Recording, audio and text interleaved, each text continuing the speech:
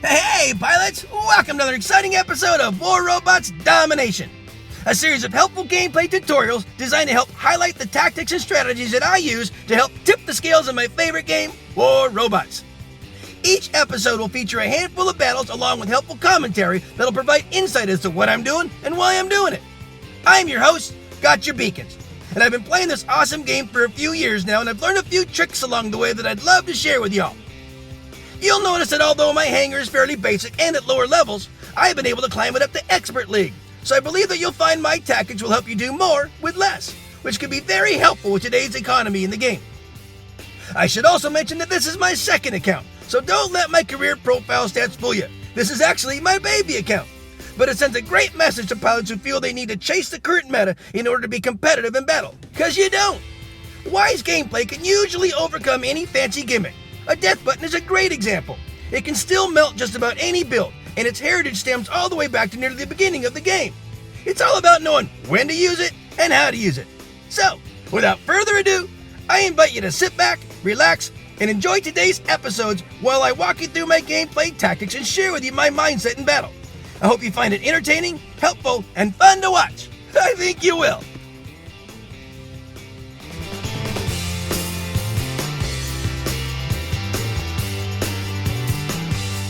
I'm going to call this battle Unsung Hero, and you're going to want to stick around to the very end, guys. Enjoy my friends in the background and status as they play their awesome song, Woodish, one of my favorites. Got a great tempo to it. So this is Canyon. I put in my open map deck. I call it an open map deck because I open up with my my beautiful Zeus Fury. This is Major Pain. It's an open map. It's a good map to open up with a good range bot, because from right in this little sweet spot here, I can take my Major Pain right here. I can guard the beacon in the center, kind melt down any reds that are going for there. I can kind of hide my target point to some degree. They can tag me here and there, but for the most part, I can get right up and tucked against this berm and chip away at those guys. Now, that's really their beacon right over there, but you know that they're going to have to guard it here and there, and when they do, I can tag them down. They're spawning from that area, so they're entering the battle, and they're within range of this 600 meters, so it's a great Fury sweet spot. It's a great place to get started, and again, and obviously the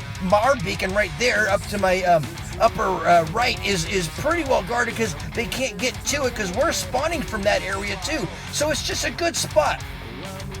I run in level 6 bots and level 9 weapons. I've climbed this account's climbed up to Master 1, which is just a hair below champions, which means I'm facing champions and masters in every single battle. And look at this, no last stand.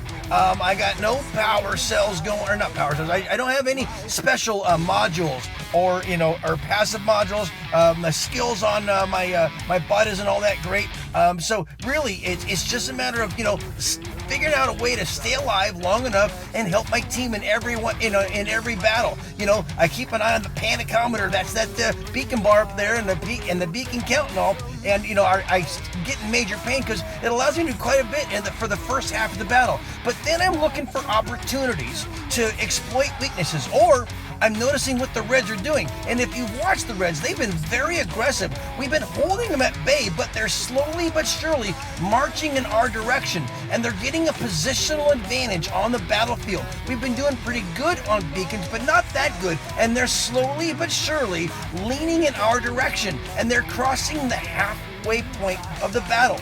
It's time for me to put in my little hero. This is Diablo. He's my little Loki. I got a Roadhog and an Adamant Roadhog on him, so when we're down on beacons, when they have 3 or more, he's a little faster than normal. I've got Mechanic and Raider Mechanic, and in a battle like this, when you have a lot of aggressive Reds, guess what? They're so worried about, they're so focused on damage and getting some damage that they sometimes turn their back on their own beacons, like they did just there. Now, with the stealth, obviously I can get back there, but that Ming, he just launched and left the area. And so my little Diablo, he's gonna go around and he's gonna try to help tip the scales back in our favor. He's gonna be a little hero.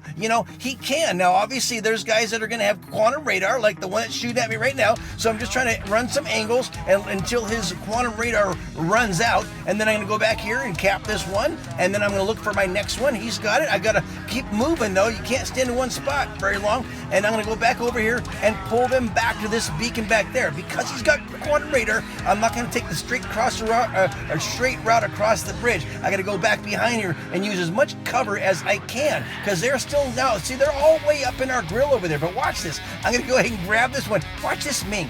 He doesn't even care about the beacon behind him getting capped. That's the thing about the Mings. They're all about the damage, but that leads to our favor. They're going to try to mech us out. But you know what? Meching us out is not the easiest thing to do, and it's absolutely going to cost them the game. Watch this. Watch this. Look at that. Look at that Falcon walking away from his beacon. Let me grab this one. Guys, Mjolnir, my Diablo has a great time on the battlefield. He's like this little guy that runs around. The stats don't look like much, but you just saw what happened from beginning to end. We were losing it. We were getting ready to lose grip on the victory, and little Diablo was able to hop out there, make a whole bunch of stuff happen behind the scenes, and completely flip that back into our favor. Great pilots on both sides, but if you see your name, thanks for the game. Peace out, guys. I'm going to call this battle Beacrifice. Stay with me here and I'll explain why. All right, guys, we are in Shenzhen, and I put in my closed map deck. A closed map deck for me is where you have a bunch of nimble knife fighter ones. There isn't really a good range location for a range bot like Major Pain, so I don't use one. I don't need one. My whole goal for winning is to get through the battle with all of my bots, make sure I last to the whole thing, make sure I'm kind of first off getting the lay of the land and see how things are going to look, and then kind of go from there and see where I need to focus some of my attention. And when I have lightweight bots going into heavier weight battles, that's how you do it. Well, as you all know, first off, we just had a whole kind of revamping of the matchmaking system and the rating system and the ranking system. Things kind of changed a little bit. And ever since that little update, battles have been very, very balanced for me.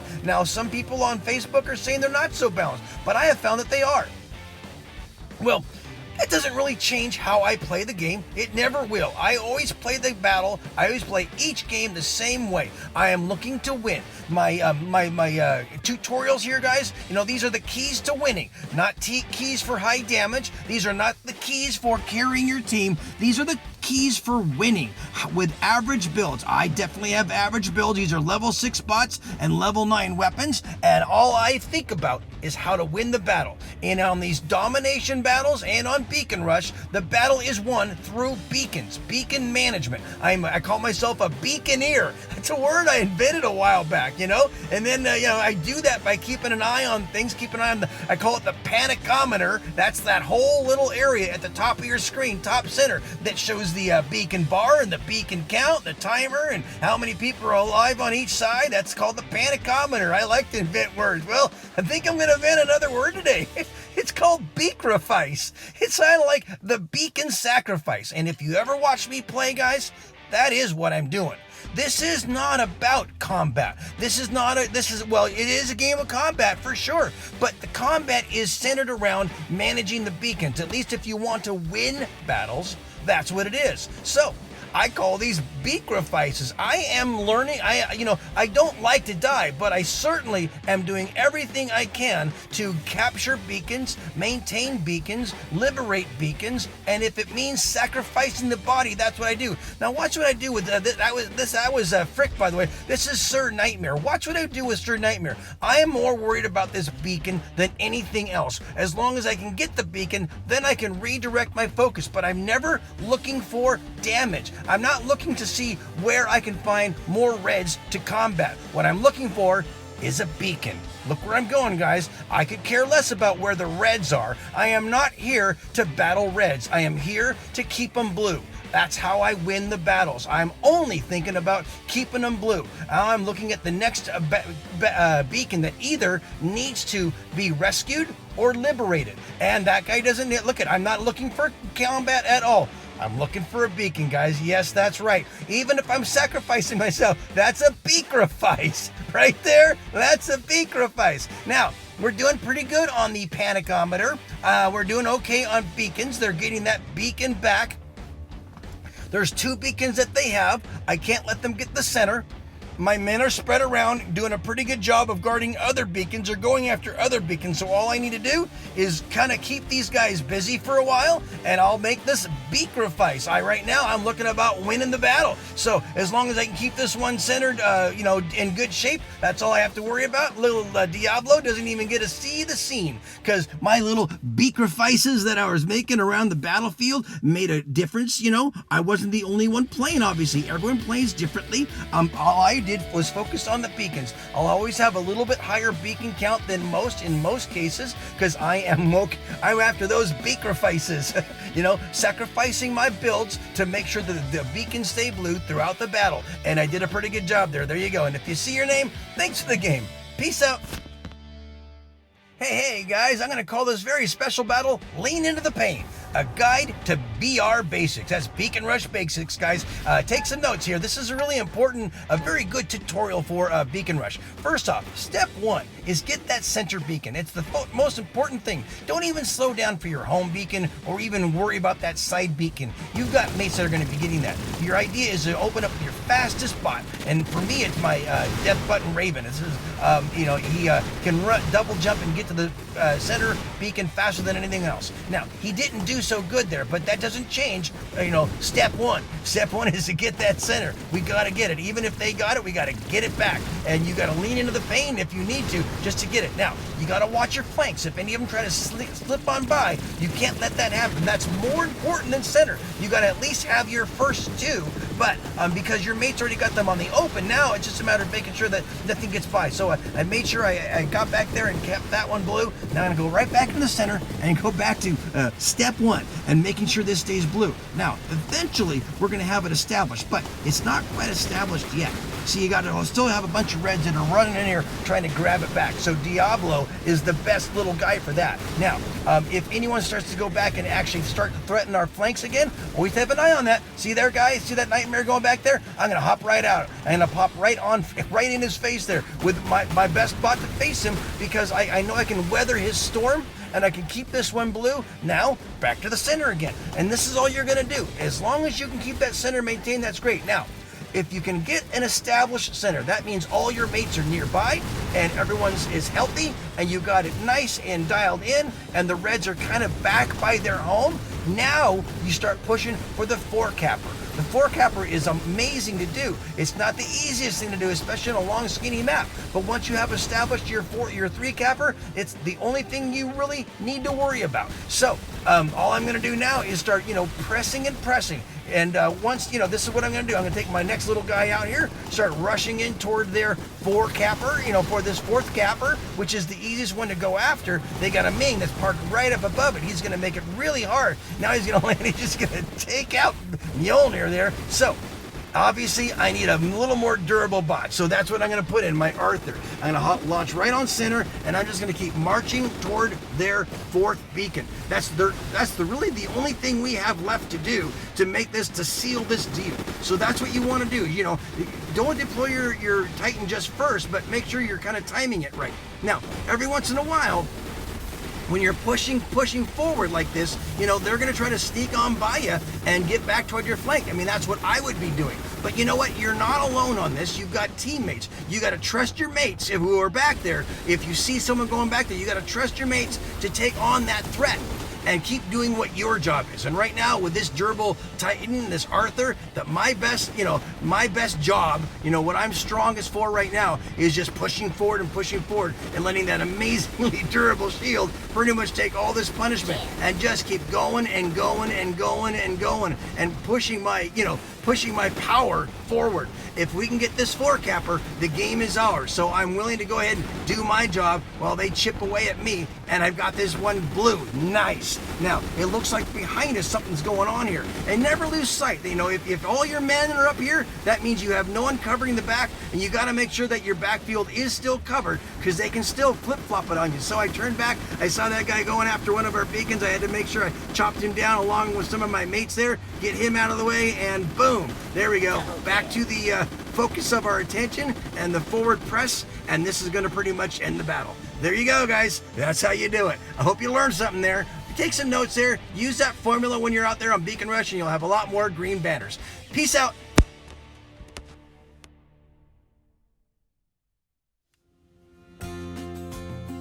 Well, friends, that just about wraps it up for another episode. Thanks so much for watching. I hope you enjoyed what you saw and were able to take something you learned and use it in battle. I add content to my YouTube channel on a regular basis, so if you like what you see, please tap on the subscription button and then tap the bell to be notified when new episodes are released. Or just click on an old episode and maybe catch another tip that'll help you up your game. Also, Discord is a great way to connect with other amazing pilots, keep up on the latest news, and learn more ways to improve your gaming experience. Without question, one of the best Discord servers out there is War Robots Master Pilots. Managed by some of the best pilots in the game today, it features a robust list of informational, tutorial, and informative channels to cover anything and everything related to this awesome game. So definitely take a moment to click on the link in the description of this episode and check them out. Finally, my goal is to provide you all with entertaining and helpful information that'll help reduce the frustration and increase the fun. So if you feel these videos are helping you, please share them with a friend, someone you think might benefit from them. Well, that's about it for today, guys. As always, keep them blue out there, and I hope to see you on the battlefield. Just make sure you're having fun, because if you're not, you're doing it wrong. I love you all for your support. Play well. Peace out.